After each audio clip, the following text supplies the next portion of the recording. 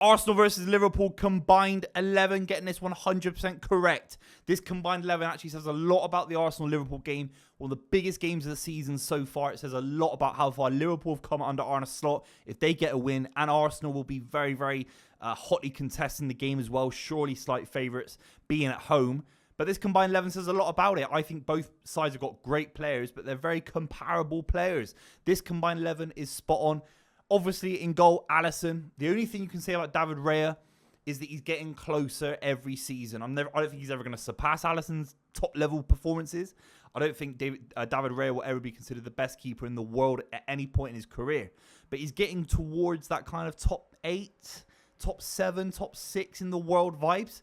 And that's not bad considering where he came from. You know, played Southport, Blackburn Rovers, Brentford. He's done unbelievably well and he's made that position his own. People were saying that at the start of last season, Aaron Ramsdale's better than David Raya. Absolutely crazy. And now he's come in and cemented his position, but he's nowhere near Alisson. I know Alisson's not quite fit for the game, but this is just anyone playing for both sides right now. And Alisson is by far and away an unbelievable world-class keeper, maybe the best in the world, maybe him and Courtois. Right back, this is difficult. If it was at the back end of last season, I would have actually put Ben White in over Trent because of the defensive security, because of his flexibility. He's actually so good on the ball, Ben White. He has been frozen out a little bit, especially sort of before the last international break. Timber's come in and out. I know Timber's played left back as well. I have to put in Trent. I actually think defensively this season he's improved yet again. I'm not going to sit there and say he's Cafu, because he's not.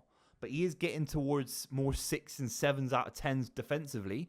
And there used to be games where he was like honestly getting 1 out of 10, 2 out of 10 defensive performances. But his quality on the ball would get him out of jail. Now I think he's a far more well-balanced, mature defender. Some defenders mature at the end of their 20s, in their early 30s in terms of defensive understanding, positional awareness. You think of maybe Rio Ferdinand at the end of his career, John Terry.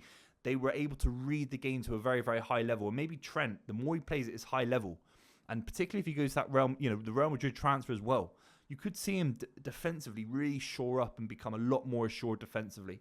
He gets in at right back, obviously. There's no debate centre-backs. Van Dijk is the best centre-back in the Premier League, I think, this season. I think he was maybe top 2 last season. Then you build on top of the CV that he's got at Liverpool. He is, if you're an Arsenal fan watching this and you think Van Dijk doesn't get into a combined 11, you need a day off. You need a holiday. You need a Jet 2 holiday for real, because it's like, and I think he's better than Saliba. I don't think he pulls down. I don't think he gets sent off against Bournemouth. I don't think he does in the same way Van Dijk. I know Van Dijk, look, every centre-back gets sent off, high challenges or pushes or whatever. We get that. But the lack of maybe maturity that Saliba every now and again displays, very, very rare. Probably the best young centre-back in world football. I think that's pretty obvious. But the maturity of Van Dijk is miles ahead of Saliba. He's the number 1 pick here, and then obviously Saliba goes in alongside Gabriel. I love Gabriel, but nowhere near either of them. Let's be completely real.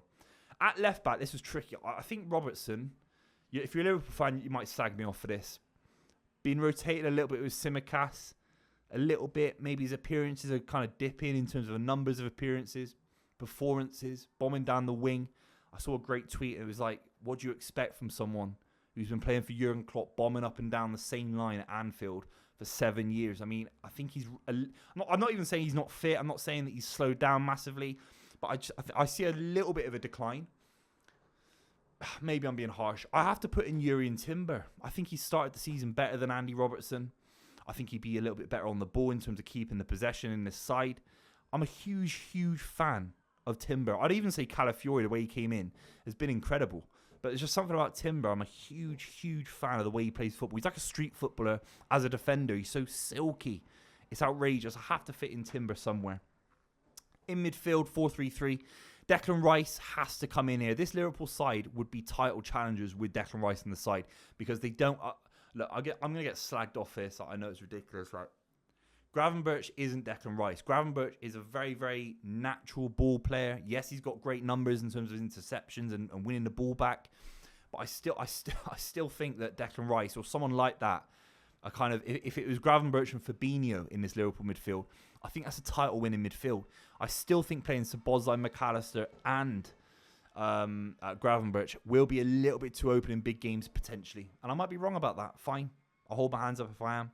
But Declan Rice obviously gets into this side.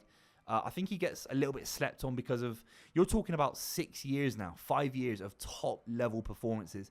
And I'd argue this season he started a little bit flat, played a lot of football for England, covering a lot of ground, some of the highest minutes for England across the Euros and distance covered, kilometres. And you do think actually, if he had a bit of a rest, if he could be rotated with Moreno, obviously had his injury and it's been hard to rotate Declan Rice out of the side, then it'd be a different narrative. But ultimately, Declan Rice is right on the precipice of being world-class. He isn't world-class right now, but he's right on the precipice. Alongside him, it has to be Ryan Gravenberch. Now, we saw when he came in from Bayern Munich last season, we saw moments on the ball, but it felt a little bit lightweight. It felt a little bit, I don't know if that makes sense. Like, it was a little bit tippy-tappy, and it could be a little bit like not consistent, and it was a little bit wishy-washy at points. He'd show quality, and it wouldn't always be consistent for 60, 70 minutes. Didn't start a load of games last season, really. I think he was used more off the bench. This season, when he's been starting games, and he's been starting basically every game, he's been dominating the game for massive swathes of each half. He really has been running the show. His range of passing, he can carry the ball that extra yard and just give it off. He reminds me a little bit of Diaby, who used to play for Arsenal, of course. He's got a little bit of Yaya Toure kind of range about him, the kind of leggy range. I love him. Huge footballer, big player for Liverpool. And if they can protect him and let him get on the ball, maybe that's a big role for Endo in certain games. Who knows? I think they've got a star in their hands. And he looks like he's built for the Premier League as well. Gravenberch, Declan Rice, obviously Odegaard has to be the number 10. So Bozla I'm a big fan of. Alexis McAllister could come in if he wants to be a bit more conservative. But Odegaard, I mean, the biggest credit you can ever give a player when they're injured is you look at the side post-injury and you look at the side that doesn't feature you.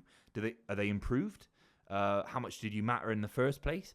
And Arsenal's lack of flair, lack of creativity, how boring they are, like a rich tea digestive in certain games. Rich tea biscuit, not digestives are right, but rich tea biscuits. That's what Arsenal are like without Odegaard. They really are. I think they need more than Odegaard. They can't just rely on Odegaard. They need, City at points had David Silva, Bernardo Silva, De Bruyne. There's only Odegaard. Nwaneri's a fantastic apprentice to that, but he's a little bit too young. Odegaard gets in a million %. The front three, I think, is all Liverpool. I'm not even joking. Obviously, Salah gets in over Saka. I'm not going to shove Saka left because he doesn't want to play left. He told Gareth Southgate that during the Euros. Salah's been in world-class form. There's an argument he's been the best player in the league this season. His numbers are right up there. He's always contributing against Big Six opposition. It wouldn't surprise me if he scored 2 goals against Arsenal. It wouldn't surprise me at all. His finishing, even with his head, his penalties, is laying the ball off simple, giving it simple to people, being ruthless and effective and kind of efficient and getting things done so quickly. Completely underrated. And he's still so athletic. I think he's better. He's better than Saka in every metric of football, and that's why he has to get in. He's quicker. He's more lethal. Got a better goal record. Better at passing. I love Saka, but what can I say? On the left, Diaz has been that balance that Liverpool used to have with Mane on the left, Salah on the right, and Firmino down the middle. They're not quite getting that yet. I don't think Jota's quite that kind of player, or Gakpo. But on the left, the balance is now getting right up there because Diaz is approaching Mane levels. He's still got a few years to go, of course, to get to that level because Mane is one of the best left wingers in the history of the Premier League. Let's be completely honest about it. But Diaz is showing for me signs, and he's cutting in on his right foot. And he's scoring huge goals. He's a big player. And down the middle, I mean, I'm not buying into this narrative, the Havertz narrative. I know it goes 1 week you say he's fantastic, next week you don't. If you're doing these little videos and theoretical videos and you're trying to dream about these cool combined 11s that we could do, Havertz doesn't get in, does he? He doesn't. Like, Jota's a great finisher. Gakpo's a great finisher. I think one of them would get in. For me, it's Jota. His numbers are far better than Havertz.